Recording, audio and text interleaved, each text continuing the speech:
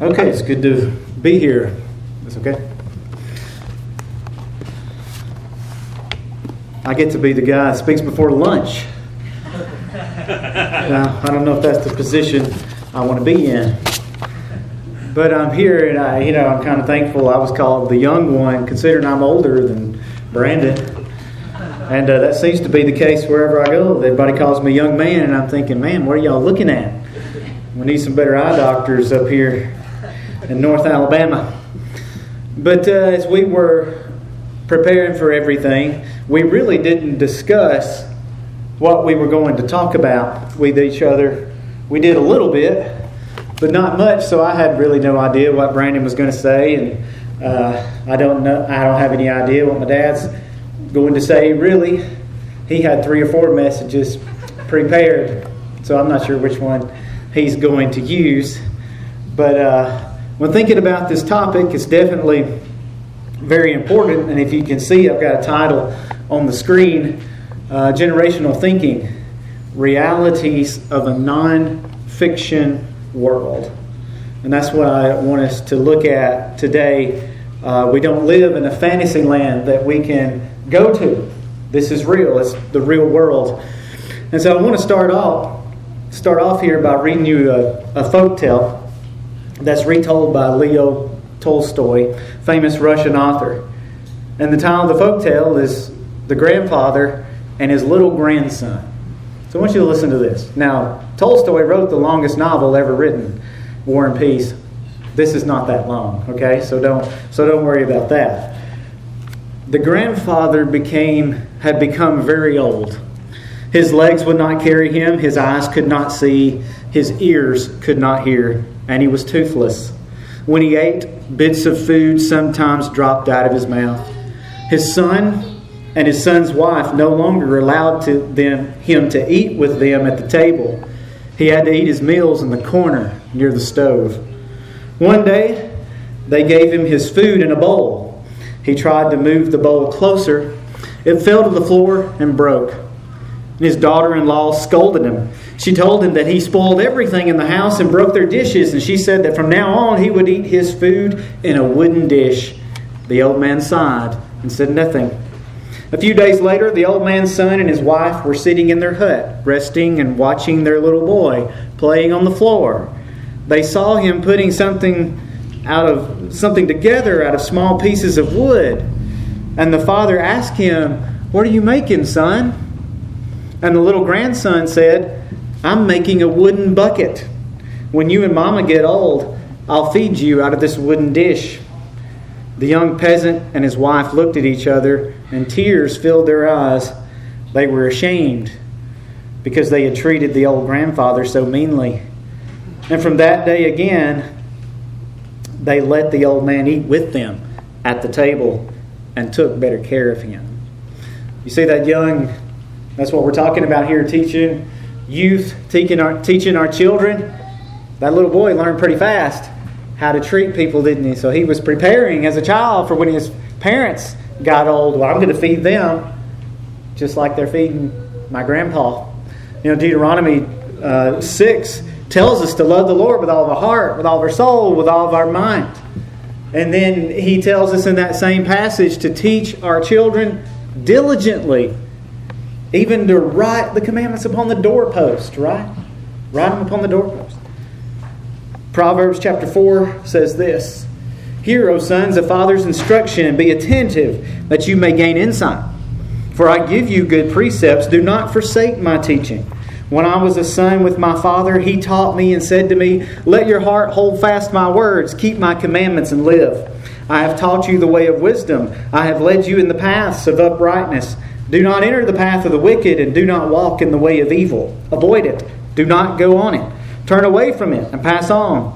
The way of the wicked is like deep darkness. They do not know over what they stumble. Let your eyes look directly forward and your gaze be straight before you. Ponder the path of your feet. Then all your ways will be sure. Do not swerve to the right or to the left. Turn your foot away from evil." Now I'm sure we would agree with all that I just read. The passage in Proverbs, the little folk tale that I read you. But how many of you can name someone that's a Christian? and you know the person's a Christian, but has a child or maybe even multiple children that have nothing to do with what their parents have taught them. Maybe the child committed a crime, spent some time in jail. Maybe he's addicted to drugs or alcohol, involved in homosexuality. We all know someone like this.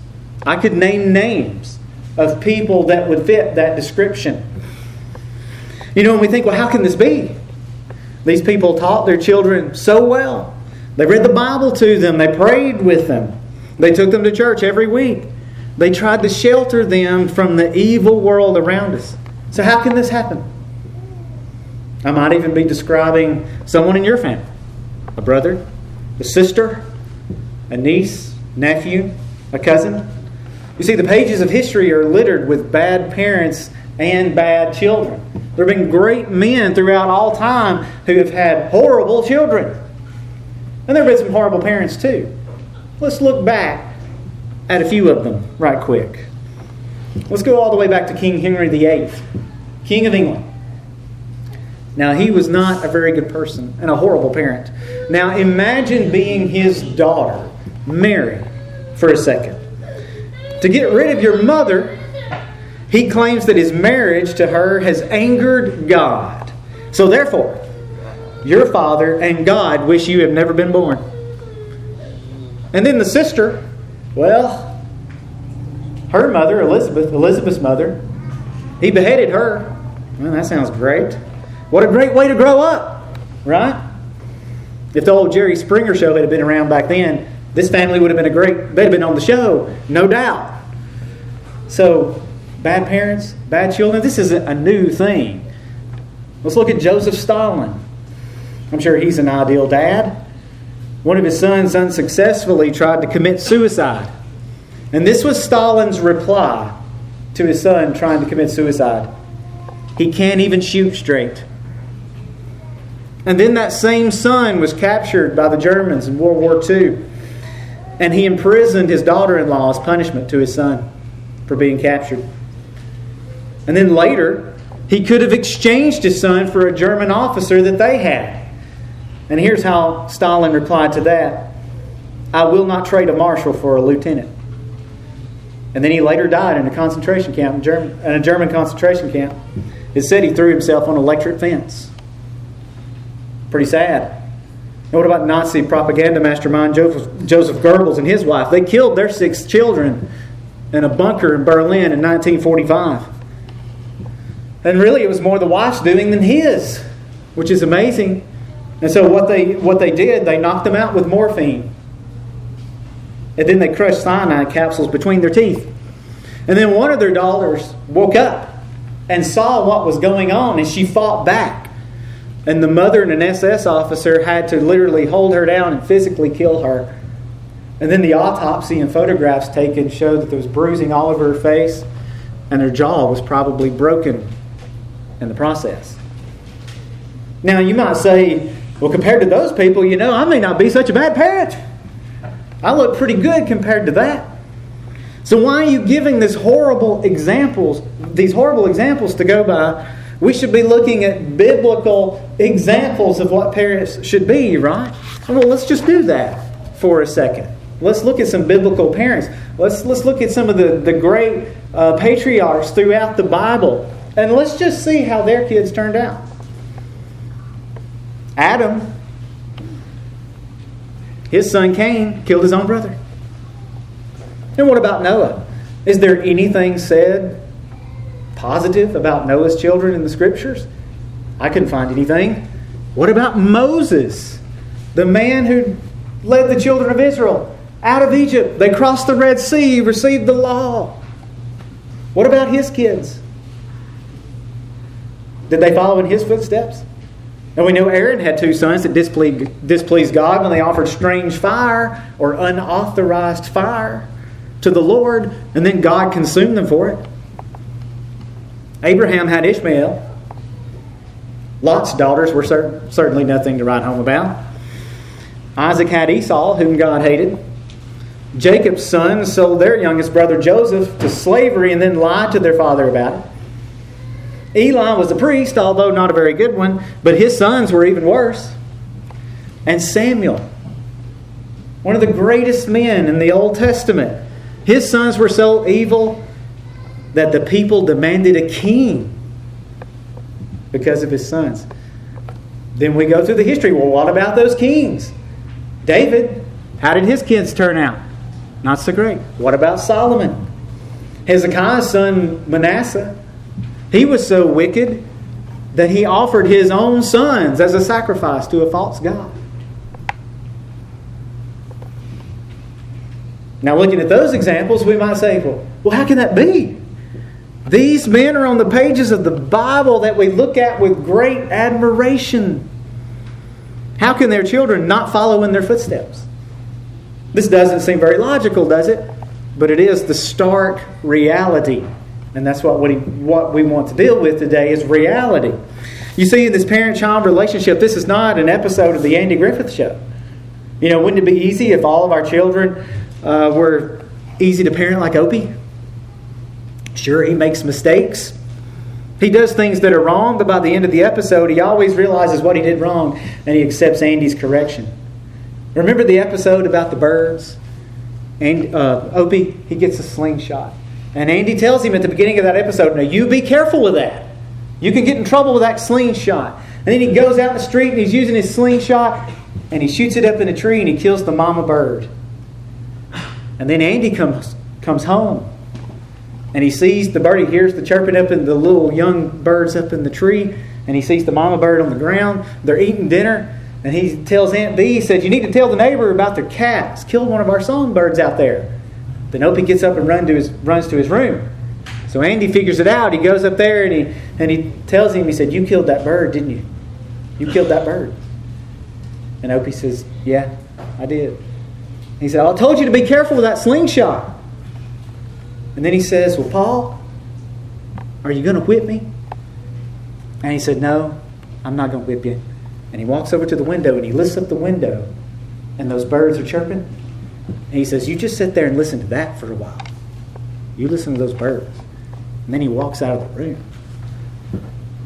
And so then Opie, what does he do? He decides that he wants to be the mama to the birds. And he raises them, he has them in a cage. And then once they get big enough, he knows what it feels like to have to let them go. And then he lets them go out of the cage. And he says, Paul, but the cages look so empty. And then Andy looks up at the tree and he says, yeah, but don't the trees sound so full? And then the problem is solved, Opie learns his lesson. Now, wouldn't it be nice if our lives were like that? But they're not. You see, that's a fictional story, not reality. And that's why we love stories as human beings. It doesn't matter what the format is. It's in a play, a movie, a TV show, a book, a short story. It's an escape from reality. And you can go to a fictional place in the past, the present, the future. And for a short time, you don't have to think about the harsh realities that you have to deal with in your life. But see, the problem with fiction is you always have to come back. You can't stay there. You can't live in Mayberry.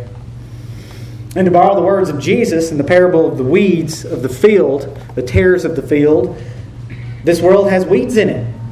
It's a sin-cursed world. And the enemy, Satan, has scattered weeds everywhere. And we're all here together. Believers, unbelievers. And it's going to be that way until Christ returns. And so that's what that parable makes undeniably clear. And so in light of all this, I want us to look at some of the realities of what we must acknowledge if we are going to hope to be successful in teaching the younger generation biblical thinking. And that's going to be my main source of text when we get to that in just a second, in Matthew chapter 13, if you want to go ahead and find that spot. And you can switch that slide there now. So I want to look at 4 realities. Remember, I gave you an example of Mayberry. But see, we don't live there. So we need to look at realities of a non-fiction world. And number 1, we have to realize and acknowledge that we might fail in this task of teaching our children. Now, a lot of people fall into this trap believing that whatever they are, that their children will automatically follow in their footsteps. And that's just not the case, is it? We've already seen that with all of those biblical examples. Noah, Moses, Adam, David, all of the Samuel, all of those examples. So see, there's no guarantee. There's no guarantee that our children are going to turn out the way we want them to. Their salvation is not up to us, and we're not responsible for it. Whether or not they will be saved is in God's hands. We know that. You know, Jesus said in Matthew chapter 10, I want to go to that right quick. You don't have to go there. I'll just read it. But He said, "Do not think that I have come to bring peace to the earth. I have not come to bring peace, but a sword. For I come to set a man against his father, and a daughter against his mother, and a daughter-in-law against her mother-in-law. And a person's enemies will be those of his own household.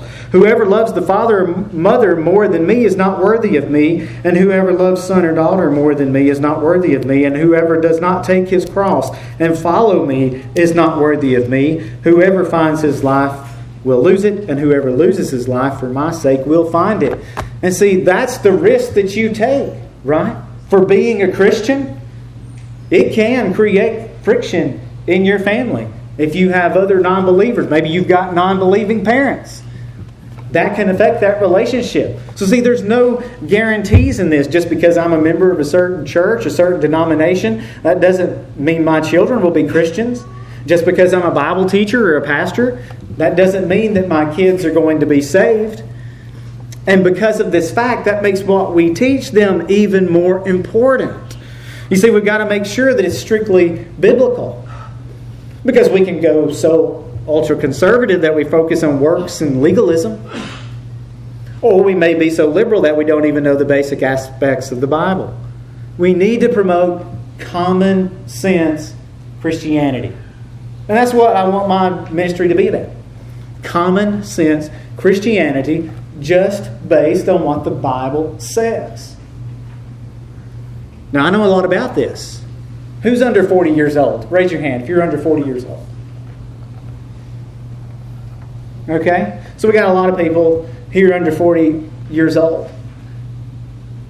I was in a Pentecostal church for 37 years, which is longer than a lot of you that raise your hands have even been alive. And so, see, I know what this means. I grew up in legalism. I know what legalism is. I've seen what it can do to people. And do you know, the people that I grew up with, within 3 years older than me and 3 years younger than me, we're all about the same age growing up, there's not a single person that's still in that movement that I grew up with. Not one. There's not one person left in that movement that I grew up with. So I know what it is. I know firsthand the effects of over-spiritualizing the Scriptures to the point to where every aspect of your life is over-spiritualized. And if you're not on a constant spiritual high, then you're not saved. Or you're consistently questioning your salvation. And you live in fear every day of your life. Now, what brings about these types of problems? They're all brought about by a lack of true biblical instruction. So you see, it's absolutely important that we just stick to the Scriptures and biblical exposition. Now, we don't want to be on the fringe of anything. Whether it's ultra-conservative, like I mentioned, and we're in legalism, or if it's so liberal that there's no standards at all, just anything goes. We need to use our heads. Think, like he was talking about. Think. Now, we need to know that we might fail, like on point number 1. So hopefully that's going to keep us from going into the fringe, into areas that we don't need to go to. So what do we need to do? Well, that leads us to point number 2 here. Letting the culture dictate the church's perspective is not going to work.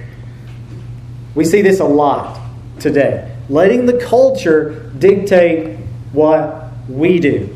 Now, Thomas Edison, the famous inventor, all of you probably heard of Thomas Edison. At one point in his career, he was working on a certain battery that he couldn't get to work. And he had spent 5 months working on this battery and over 9,000 experiments. And he still had not got that battery to work like he wanted to. And one of his colleagues pointed out to him that all of that effort had failed to produce any results. And here's what Edison told him. He replied, "Results? Why, man, I've gotten a lot of results. I know several thousand things that won't work." And that's where we are as the church in teaching our youth. We have this huge pool of ideas, methods, strategies, and they've produced all the same results. Nothing. But we haven't taken Edison's approach and saying, well, I know that doesn't work. We just keep on doing the same things over and over. And I'm talking as the church world as a whole, not one particular group, as a whole. Now with youth, and even adults today, as the culture changes, we've repackaged the church to fit the culture. Now how's that working out? The story's still the same. Once these kids graduate high school, they leave the church and they don't come back. And that's getting even worse and worse, according to most research and surveys. But we've got to be relevant. We've got to be relevant to attract the young people. There's so much competition out there in the world today that wasn't around even when I was growing up, and some of you older ones too. There's so much competition out there. Why would these young people want to come to church and learn about a 2,000-year-old New Testament document or an Old Testament document that's even older? See, we got to make it relevant. We got to make it appeal to them, right? That's what we're doing. We got to package. We got to have the package deal. We got to have the music just right. We got to have the ambiance just right. We got to have a guy that looks really cool and he speaks all the latest teen slang to lead the Wednesday night Bible study.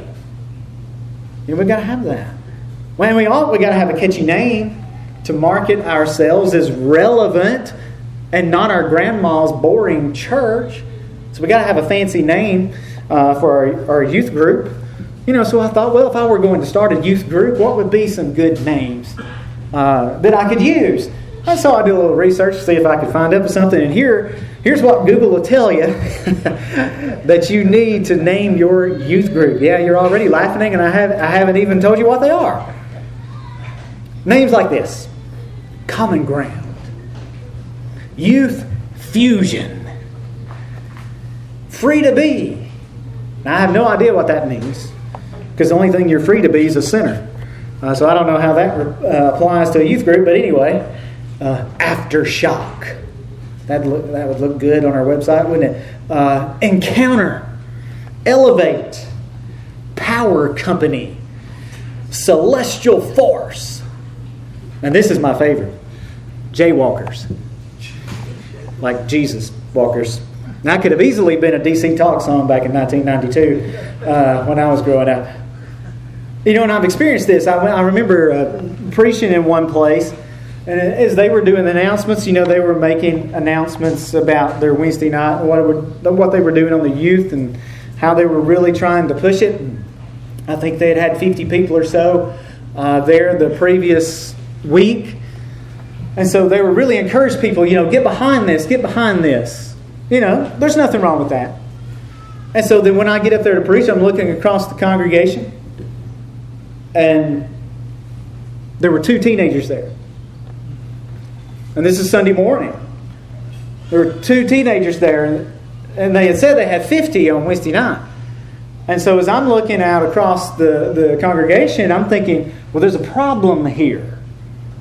That seemed to be a problem to me. Where are those people that were there? What are they presenting to them? Is it the culture? Or is it the gospel? Which one is it? And I'm not being overly critical about that, but it's just an observation that I made. And I'm sure we could go to numerous churches of all different backgrounds and see the same thing. So we can't let the world dictate how we run the church. That is not going to work.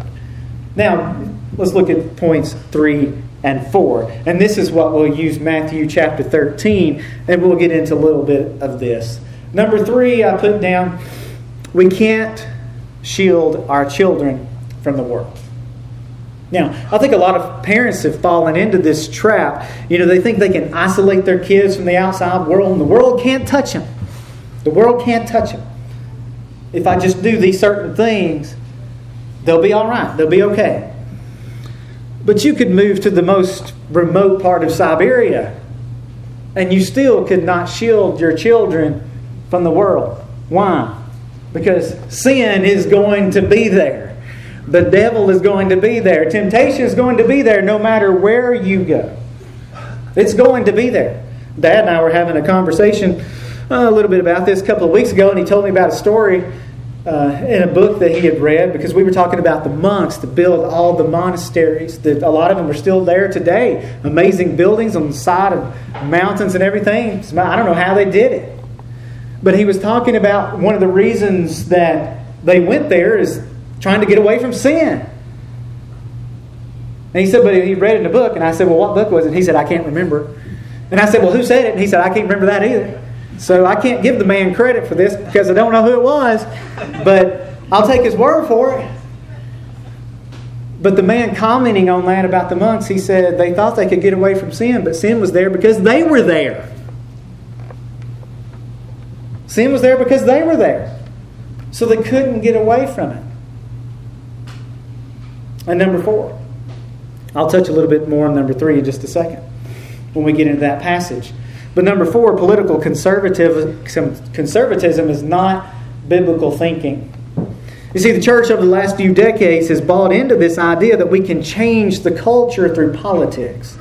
So if we can teach our kids to be more politically active, to support the right candidates, to push for new legislation, we can change the culture.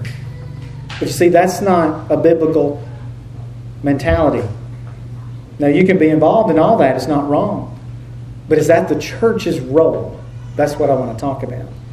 But you might say, well, what about the state? The state, is trying to indoctrinate the youth of this country, so we have to combat that with the right political ideology. But I would say that's not the answer. Why are church people so surprised when wicked people do wicked things?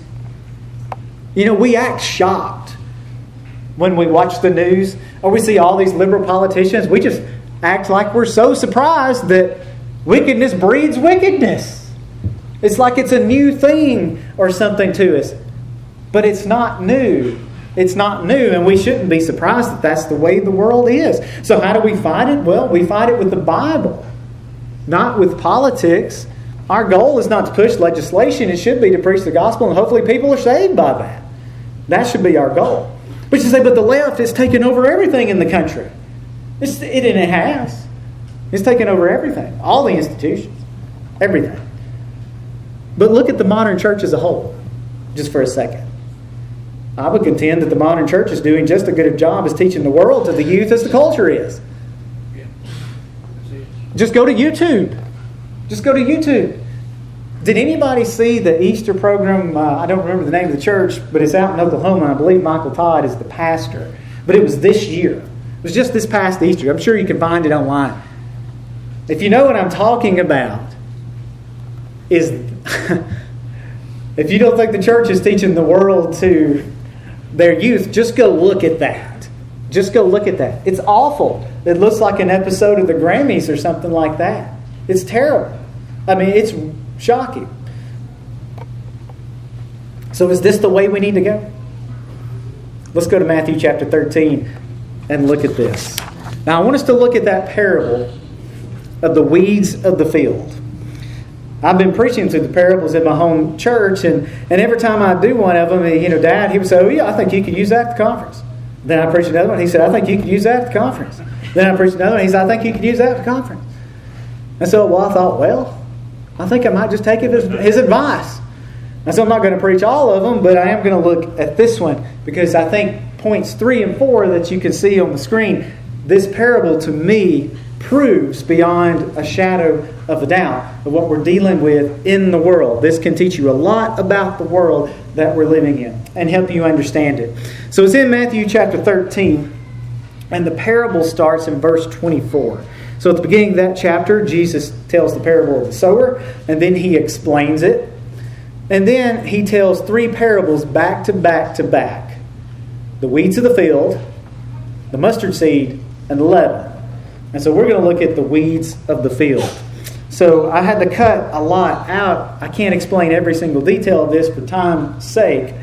But I'll try to get the most important parts. So verse 24, and he put another parable before them, saying, the kingdom of heaven may be compared to a man who sowed good seed in his field. Now before we go on in the story, I want you to notice two things about the story. Notice that the man owns the field. There's a possessive pronoun in front of the field. His field. He owns it. It's his. And notice the seed is not just seed. There's an adjective in front of it. Good seed. So it's not corrupted seed. It's not bad seed. Now let's continue. But while his men were sleeping, his enemy came and sowed weeds among the wheat and went away. Now you might say, well, that's strange. Why would somebody do that?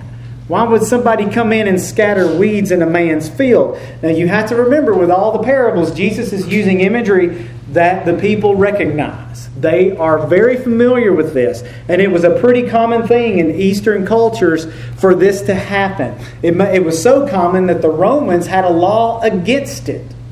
So there was a law against this. So the people would have known that. It's in their imagery. They understand what's going on. Although that sounds very strange to us, they understand that this is against the law. You can't go in and destroy a man's crop by sowing weeds in it.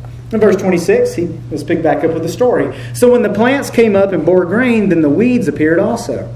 And the servants of the master of the house came and said to him, Master, did you not sow good seed in your field? How then does it have weeds? And so see, the servants, they discover this, right? And they come to him, Master, did you not sow the good seed? We know you did, but how are these weeds everywhere? How are they everywhere? How did this happen? Because you're the master, it's your field, and we know that seed was good. So how did it happen? You see, they trust the master. They know the master has not made a mistake. This guy doesn't make mistakes. And so verse 28, he said to them, an enemy has done this. And so the servant said to him, then do you want us to go and gather them? So the servants asked the master if they should root those weeds up. You see, we're willing and we're ready to root them up. We're ready to solve this problem for you, master, because we're loyal to you. We're loyal to you, so we'll go out and take care of it for you. Look what he says. Verse 29, but he said, no, lest in gathering the weeds you root up the wheat along with them. And so you see, these servants are not qualified for this job. They're not qualified to go do this job. Because verse 30 tells us who is. Let both grow together until the harvest. And at harvest time, I will tell the reapers, gather the weeds first and bind them in bundles to be burned, but gather the wheat into my barn. And so the master, he says, let them both stay there. Just let it grow up until harvest time. And then he'll instruct the reapers, who are qualified for the job, to gather the weeds, bind them in bundles, and cast them into the fire. That's the end of the story. You say, what does that have to do with generational thinking? Well, I'm going to show you. Now, luckily, we have this explanation of the parable from Jesus. He explains it, so we don't have to guess at what it means. There's no guesswork here. There's no other places we have to go in the Scripture to really figure it out. He explains it. And if he explains it, I'm going to take his word for it. I'm going to take his word for it. Now, in between the explanation, though, you'll notice, right after that parable, he tells two more parables. The mustard seed and then the leaven. They're really shorter than that one. So he gives both of those. And then they go into the house. In verse 36, they go into the house. And the disciples come to him, let's look there, and they ask, explain to us the parable of the weeds of the field. So explain that one. Now, I'll talk about this in a second, but let's just right off the bat, let's notice the disciples did not ask him to explain the other two. And here's something I want you to notice about the other two. The other two are very positive. They're all about the kingdom of heaven. But the mustard seed parable is positive. That sounds great. The mustard seed is small as it grows. It has these branches, and the birds from everywhere come and take shelter in it. Very positive. And then the parable about the leaven. The lady, she takes the little bread starter, puts it in there, and it spreads and takes over the whole thing. Right? So they know that's about the Messiah. That's about His kingdom. That it's going to spread and it's going to take over the whole world. Right? But when will that happen? Certainly hasn't happened yet. And how is it going to happen? Well, see, the first parable explains that. When Jesus, at the harvest, when all the weeds are gone, that's when that will happen. So the last two are positive, but notice the parable of the weeds, that's negative. There's something negative about this, and they ask for that explanation. Now here's something else I want you to notice about that. Notice that the disciples gave it that title. Jesus did not give it that title. The disciples did. They came up with the title. Now if you go back and look at the explanation of the parable of the sower, Jesus gave that parable the title. He said, here, the parable of the sower. And then He explained it. So He gave that parable its title, but this title, the disciples give the title. You say, well, what does that tell us? Well, it tells us a lot. It tells us a lot. It shows that they realize the emphasis is on the weeds, not the wheat. Tell us the parable of the weeds or the tares of the field. So it tells us that emphasis is on the weeds, not the wheat. Now they had probably figured this much out, that it was about judgment of the weeds, which are unbelievers. Right? So why are they asking the explanation of this? Like I said, they didn't ask the explanation for the mustard seed or the leaven. Only this one. Now I would contend that it's the farmer's reaction to the enemy sowing the field with the weeds. They are confused by that. The way the farmer reacted to the weeds. You see, what did the servants want to do? The servants wanted to go in there and root them up immediately. But the farmer says no, to leave them and just leave it there until the harvest. I think that was the perplexing part of the story to the disciples. Why do we have to live with all these wicked people? Let's just get rid of them. Let's just get rid of it. The world would be a much better place, right? If we could just do that. So why are these wicked weeds allowed to coexist with the wheat? Well, Jesus is going to tell us. He explains it. And so let's quickly go through His explanation. It's very straightforward and to the point. There's no doubt on it. So here's what He says in verse 37. He explains it. And Jesus answered, "The one who sows the good seed is the Son of Man." Okay, well that's easy to understand. There's no debate there. That's Jesus Himself. Verses 38 and 39. The field is the world. The good seed is the sons of the kingdom, the believers. The weeds are the sons of the evil one, unbelievers. And the enemy who sold them is the devil. The harvest is the end of the age, and the reapers are angels. Okay? Pretty straightforward, to the point there, no doubt. The only thing I want you to notice in those two verses is the field. Notice what He says the field is. The field is the world. The field is not the church. Okay? The field is the world. So this parable is a picture of the world, of the church, inside the world. Okay? It's the church inside the world, because the wheat's there and the weeds are there as well. And remember, who did He tell us those weeds are? The sons of the evil one, which is the devil. So that would be the unbelievers. He goes on with his explanation. Just as the weeds are gathered and burned with fire, so it will be at the end of the age. The Son of Man will send His angels, and they will gather out of His kingdom all causes of sin and lawbreakers, and throw them into the fiery furnace. In that place there will be weeping and gnashing of teeth. So unbelievers will suffer that judgment from God at the end of the age. It's specific when that's going to take place, right? Is there any doubt about that, when that will take place? The end of the age. So the Son of Man, He's going to send the angels to gather up all the weeds. And they're thrown in the fire. The wheat goes to the barn, is what the parable said. And then he closes out his explanation. He says, then the righteous will shine like the sun in the kingdom of their Father. He who has ears, let him hear. Which all that means is, if you can understand this, understand it. That's what that phrase means. And so that's the parable, and that's the explanation. Very straightforward. Very straightforward. You say, okay, well now, let's take the application here. What does this have to do with our mindset on what we've been talking about today? Well, to me, it has everything to do with it. Especially points 3 and 4. You can't shield your children from the world. And a political mentality for the church is not biblical thinking. So let's go back and look at that. Here's what I want us to notice in the parable is how the farmer, the master, what he tells these overzealous servants. That's what I want us to notice, which is in verse 27. And the servants of the master of the house came and said to him, Master, did you not sow good seed in your field? How then does it have weeds? Now the servants recognize that problem. And they question the right person, don't they? The master of the house, which Jesus said is the Son of Man, as himself. So in other words, how can God's kingdom have weeds?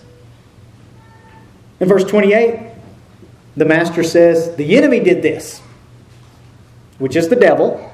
So he doesn't blame those servants. That's what I want you to notice. He does not blame the servants. You say, but they were asleep. They weren't bad servants because they were asleep. It was just nighttime. And that's what people do at night. What do? I went to bed last night. Somebody could have come in my yard and I wouldn't have known it. Really. So see, they were not that they're bad servants. They were just asleep because see, this man knows his enemy. He knows the enemy. Right? He knows his methods. He knows everything about the enemy. And so this is where we need to understand that this can't be stopped. This cannot be stopped. You might say, well, doesn't the Bible tell us to be sober and diligent and watchful so that the enemy can't come into the camp? Yes, in your own personal life. But that's not what this parable is about. That has nothing to do with the application of this. So no matter how watchful you are, there's nothing you can do about the devil sowing seeds of wickedness throughout the world, you see. Point number 3. You can't stop the devil from sowing seeds of wickedness. And then in verse 28, those servants, they want to zealously go in there and they want to pull up the weeds. Get rid of this. Get rid of this wickedness. And see, that's where a lot of the people in the modern church are. They think the solution to the world's problems is political. That was the attitude of James and John at one point. In Luke chapter 9, starting at verse 52, and he sent messengers ahead of him who went and entered a village of the Samaritans to make preparations for him. But the people did not receive him because his face was set toward Jerusalem. And when his disciples, James and John, saw it, they said, I love this, Lord, do you want us to tell fire to come down from heaven and consume them like Elijah? It's the same attitude as the servants in the parable, right? Do you want us to go out there and pluck them up? When Jesus was rejected there by the Samaritans, that's what James and John said. Hey, we'll call fire down from heaven just like Elijah. We'll get rid of these wicked people. And we'll just take care of the problem now. But what was Jesus' reaction in verse 55? But he turned and rebuked them. And they went on to another village. Now in this story, there's only one reason given as to why the servants should not root up the weeds. Only one reason was given. The master doesn't want any of the wheat damaged. He's going to make sure that every last plant is preserved. No plant will be damaged or destroyed, not one. Now see, that's an important fact to notice. See, we are not responsible for eradicating evil from the world. And that's the application of this parable. And that hasn't ended well at any point in history. Anytime the church has taken on this role, it has never ended well. If you go back to the Crusades of 1,000 years ago, the church's idea, we'll form a military might and we will rid the world, or Jerusalem mainly, we will go rid this place of evil. And they fought for 200 years. And guess what happened? They lost. 200 years, all those men that died for what? Nothing. They lost. It didn't accomplish anything. During the Catholic Inquisitions, it's estimated as many as 150,000 people were put on trial by the church and were imprisoned, tortured, and executed. It's believed maybe 3,000 to 5,000 were actually executed. And all this was done in the name of Christianity in order to stamp out evil. So in trying to rid the world of evil, they were primarily killing Christians. And you say, but that's the Catholics. That's not us. You say, well, these are the kinds of things that happen, you see, when the church goes outside the boundaries of Scripture and tries to accomplish God's will on its own terms. So you might say, but the church is not doing that today. It's not creating a military might and going out and trying to fight a war. It's not doing that. Well, you're right. At least not that I know of. We're certainly not doing that here in America. But today we're guilty of a different method, you see. Today Christians believe that they can eradicate evil through the ballot box. We think we can change the world if we just elect the correct Christian politicians, which I think is an oxymoron. I'm not sure that there is a such thing. And we can legislate righteousness through the land, through the State House in Montgomery or Washington, D.C. See, the church should not be trying to legislate righteousness through political means because it just leads to the corruption of the real gospel. And that's what happens, you see. This is not the age of God's judgment. This is not the age of the harvest. And it's not the church's responsibility to even worry about the fate of wickedness in the world. The Master said, leave them until the harvest. So that means the believers and the unbelievers, we all live here together in the world until the harvest takes place. You see, we can't shield our children from this. So that means we work in the same places, we attend the same schools, we go to the same restaurants, we live in the same cities and neighborhoods, or we might even attend the same churches. So what are we to do then? What do we do? Well, first of all, don't worry about it. Everything's on God's timetable. You see, I used to take this mentality and I'll just be honest, that if we could, get the right people in there, we could change everything. But that's not really the biblical way to think about the whole thing. Galatians chapter 6, verses 7 and 8 says this, do not be deceived. God is not mocked. For whatsoever a man soweth, that he shall also reap. For he that soweth to his flesh shall reap flesh corruption, but he that soweth to the Spirit shall of the Spirit reap life everlasting.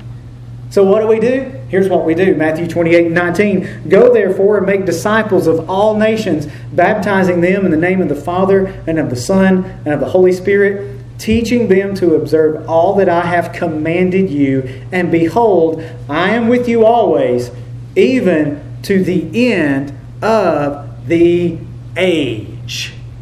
Even to the harvest. That is the church's number one priority.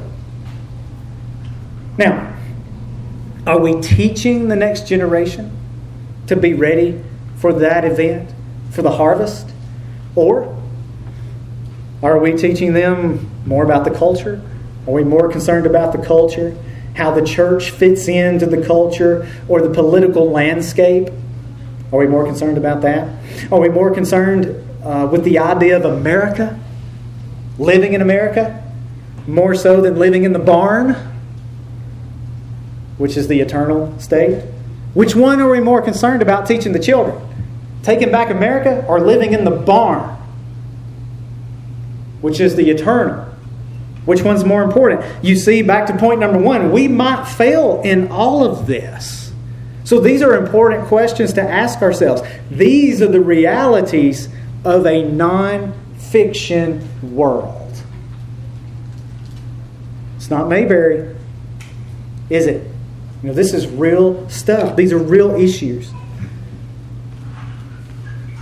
In the words of one of my favorite songwriters, Ronnie Henson. He wrote a song about this, about the second coming of Christ. And it's a great song the way he puts it all together.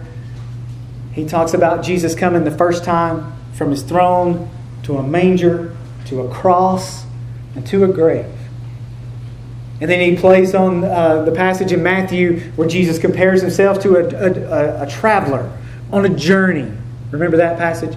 And he uses that in the song. But he's talking about him coming back. Jesus coming back, the harvest, the end of the age. And this is the way he puts it in the song. This time, one more time, we'll do it. One more time, he'll leave his throne. And with one more visit planned, we'll join his caravan. With this traveler who has journeyed far, we'll all be going home. Be not afraid. That angel said, just like he now ascends, this same Jesus leaving here is coming back again. And this time, one more time, we'll do it. And that's when the reapers will reap. And the harvest will take place. And the weeds will be gone. But see, that hadn't happened yet. That hasn't happened yet. So we've still got to deal with it. All here in the same place. Side by side, shoulder to shoulder, every day when you go into your community. You still got to live with that. And you need to teach your kids that. That this is the world we're in. So are we doing that? Are you teaching your children that He's coming again? You know, it seems like when I was growing up, I heard that a lot. Jesus is coming back. Are you ready? He's coming back. Are you ready? Are we stressing that to our children? Are they ready? Or do we think they are just because we attend a certain church? Are they ready? You see, I can't answer for my kids when that harvest takes place. I'm not going to be able to answer for them. My son and my daughter. The only person I can answer for is this old boy right here. That's the only thing I can answer for. I can't answer for them. So are we telling them that? This is real. And you young people that are here today, Jesus, He's coming back. It may not be in my lifetime. I don't know when it's going to be. But that harvest is going to take place because He said it is going to take place.